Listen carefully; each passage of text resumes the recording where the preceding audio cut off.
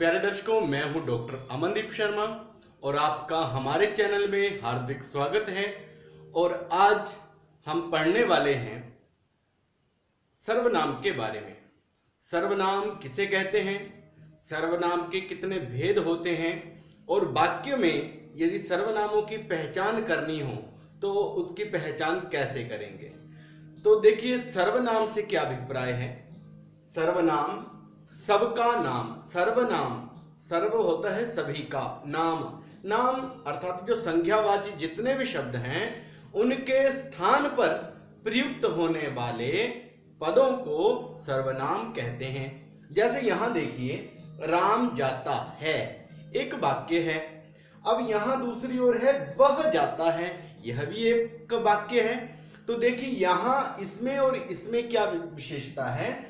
राम जाता है, इस वाक्य में राम एक संज्ञा पद है, जबकि इस वाक्य में देखेंगे तो राम की जगह पर यहां पर वह शब्द का प्रयोग किया गया है और यह जो वह शब्द है यही सर्वनाम कहलाता है। तो राम जाता है के स्थान पर आ गया वह जाता है, तो वह शब्द जो है वो सर्वनाम कहलाएगा। अब ये आया किसके स्थान पर, तो देखिए यहां राम शब्द संज्ञावाची है, तो संज्ञावाची के स्थान पर सर्वनाम हमेशा आते हैं। अब जैसे कई बार हम एक मेरा मित्र इसके ऊपर निबंध लिखते हैं, तो क्या लिखते हैं उसमें, सुरेश मेरा मित्र है, वह मेरा घनिष्ठ मित्र है, वह मेरे साथ पढ़ता है। अब सबसे पहले तो हमने संज्ञावाची पद प्रयुक्त किया और उसमें हमने कहा सुरेश मेरा मित्र है, तो सुरेश तो हो गया संज्ञावाची पद, परंतु सुरेश के स्थान पर जो हमने वह प्रयोग लाया, वह प्रयोग जो है वो सर्वनाम कहलाता है।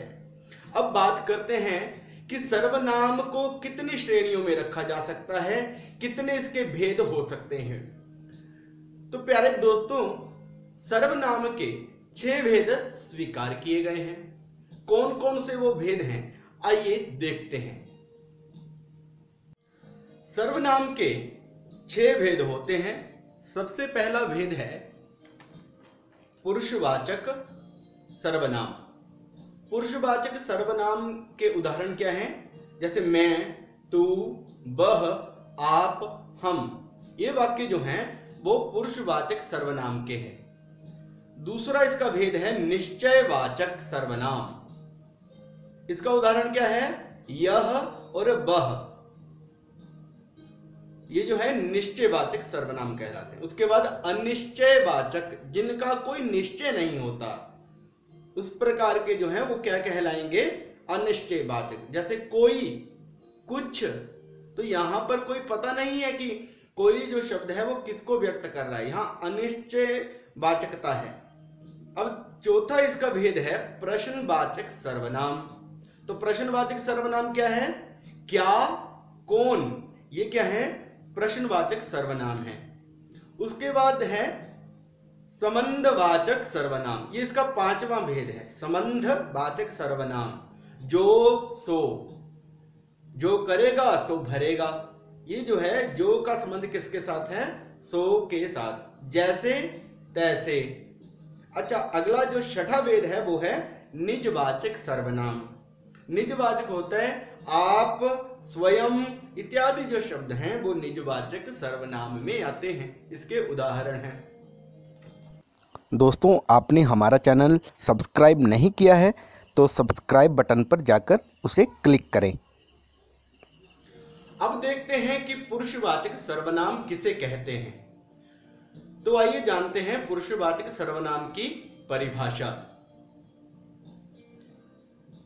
वह सर्वनाम जो किसी व्यक्ति के लिए प्रयुक्त होता है पुरुषवाचक सर्वनाम कहलाता है। जैसे मैं, तू, तुम, यह, वह इत्यादि जो शब्द हैं वो कहलाते हैं पुरुषवाचक सर्वनाम। पुरुषवाचक जो सर्वनाम है उसके 3 भेद माने गए हैं। उत्तम पुरुष सर्वनाम, मध्यम पुरुष सर्वनाम और अन्य पुरुष सर्वनाम। उत्तम पुरुष सर्वनाम में मैं और हम इसके उदाहरण हैं। उसके बाद मध्यम पुरुष में तू और तुम इसके उदाहरण हैं। और अन्य जो है यह, वह इत्यादि जो है वो अन्य पुरुष में आते हैं, अन्य पुरुष सर्वनाम में आते हैं। आइए अब चलते हैं सर्वनाम के दूसरे भेद में। दूसरा भेद है निश्चयवाचक सर्वनाम। तो निश्चयवाचक क्या है? इसके नाम से ही हमें ज्ञात हो रहा है कि निश्चयवाचक जो किसी कार्य की निश्चितता को दर्शाता है वह सर्वनाम निश्चयवाचक सर्वनाम कहलाता है। तो आइए देखते हैं इसकी परिभाषा। वे सर्वनाम जो किसी निश्चित व्यक्ति या वस्तु की ओर संकेत करते हैं उन्हें निश्चयवाचक सर्वनाम कहते हैं। उदाहरण दिया गया, यह सीमा का मकान है। यह सीमा का मकान है, इस वाक्य में यह शब्द जो है यह सर्वनामवाची है जो कि मकान की निश्चितता को दिखा रहा है। दूसरा उदाहरण क्या दिया, वह राजकीय उच्चतर माध्यमिक विद्यालय है, उससे अतिरिक्त कुछ नहीं है। तो यह शब्द यहां पर विद्यालय की निश्चितता को दिखा रहा है। अब बात आती है सर्वनाम के तीसरे भेद अनिश्चयवाचक सर्वनाम के बारे में। इसके नाम को सुनकर ही लग रहा है कि इसमें निश्चय नहीं है, वह अनिश्चय है। अर्थात जिस सर्वनाम के माध्यम से किसी वस्तु की अनिश्चितता का ज्ञान होता है उसे अनिश्चयवाचक सर्वनाम कहा जाता है। आइए देखते हैं इसकी परिभाषा। वे सर्वनाम जो किसी अनिश्चित व्यक्ति या वस्तु के लिए प्रयुक्त होते हैं उन्हें अनिश्चयवाचक सर्वनाम कहा जाता है। उदाहरण दिया यहां पर, कोई आ रहा है। अब कौन आ रहा है इसका ज्ञान यहां पर नहीं है, यह अनिश्चयवाचक हुआ। पानी में कुछ पड़ा है, पानी में क्या पड़ा है इसका ज्ञान नहीं है, परंतु कुछ पड़ा है। यह शब्द जो है, यह जो सर्वनाम है, यह अनिश्चयवाचक है। सर्वनाम का चौथा भेद आता है प्रश्नवाचक सर्वनाम। जहां पर किसी वस्तु से संबंधित या किसी व्यक्ति से संबंधित प्रश्न पूछा जाता है वह प्रश्न सर्वनामवाचक कहलाता है। सर्वनामवाचक किस प्रकार का सर्वनामवाचक? प्रश्नवाचक सर्वनाम वो कहलाता है। जैसे देखिए, कौन, क्या, किस लिए, कहां इत्यादि जो शब्द हैं वो प्रश्नवाचक सर्वनाम की उसमें आते हैं, श्रेणी में आते हैं। आइए देखते हैं प्रश्नवाचक की परिभाषा। वे सर्वनाम जिनका प्रयोग किसी व्यक्ति या वस्तु के संबंध में प्रश्न पूछने के लिए होता है। जैसे कौन, क्या, कौन आया, तो यहां पर प्रश्न पूछा जा रहा है। मोहन क्या लाया, तो मोहन क्या लाया, तो क्या शब्द यहां जो है वो प्रश्नवाचक सर्वनाम का प्रयोग। अब बारी आती है सर्वनाम के पांचवें भेद की। सर्वनाम का पांचवा भेद है निजवाचक सर्वनाम। जहां पर कर्ता के साथ, कर्ता या तो सर्वनाम शब्द भी हो सकता है या संज्ञा शब्द भी हो सकता है, तो उस कर्ता के साथ जहां पर निजता का संबंध बताया जाए उसे निजवाचक सर्वनाम कहते हैं। जैसे यहां पर एक उदाहरण दिया गया है, वह आप आया था। अब देखिए कर्ता क्या है यहां पर, यहां कर्ता जो है वो सर्वनाम के रूप में वह शब्द आया है और आप शब्द यहां पर निजवाचक सर्वनाम है। तो आइए अब देखते हैं सर्वनाम की परिभाषा।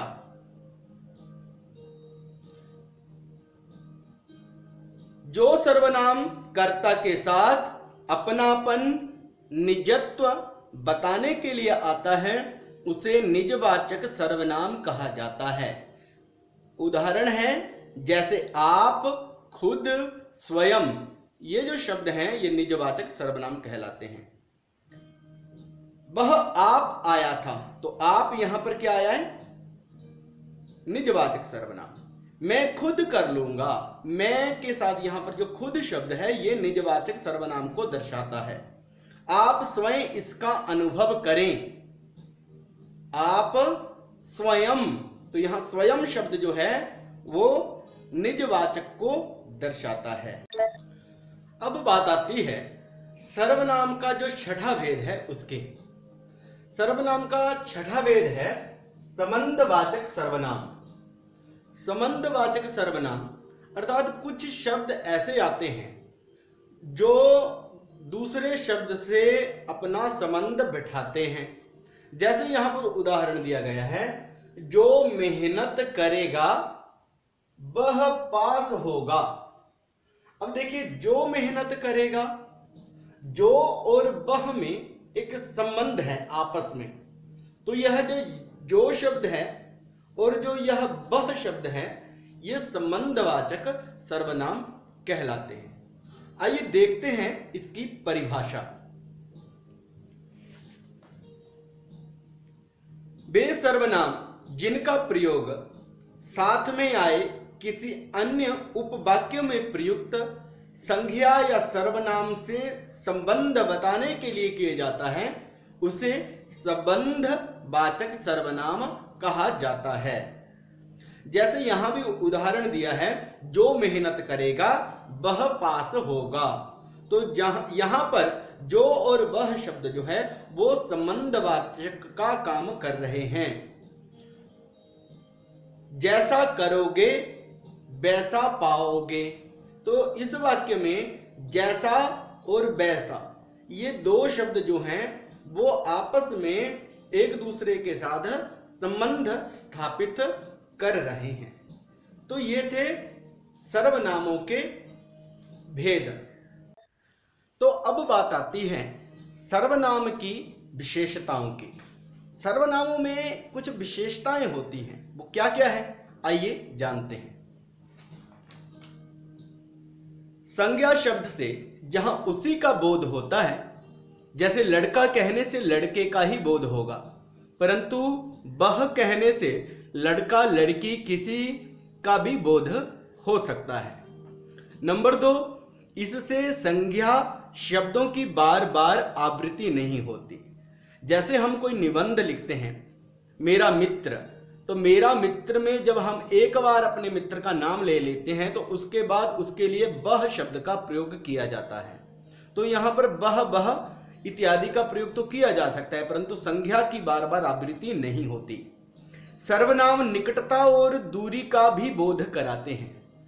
जैसे यह शब्द जो है वो नजदीक का वाचक है, वह शब्द जो है वो दूरी का वाचक है। सर्वनाम आदर और अनादर को भी सूचित करते हैं। उसके बाद निश्चय और अनिश्चय का बोध सर्वनामों के माध्यम से होता है। सर्वनाम कई बार जिज्ञासाओं को प्रकट करने के लिए काम में आते हैं। तो प्यारे दर्शकों, कैसा लगा आपको हमारा सर्वनामों के बारे में ये विश्लेषण? अपनी प्रतिक्रिया कमेंट के माध्यम से हमें जरूर दें, और आप हमारे चैनल को लाइक कर सकते हैं, सब्सक्राइब कर सकते हैं। वीडियो अच्छी लगे तो औरों को भी शेयर कर सकते हैं। जयतु संस्कृतम, जयतु भारतम।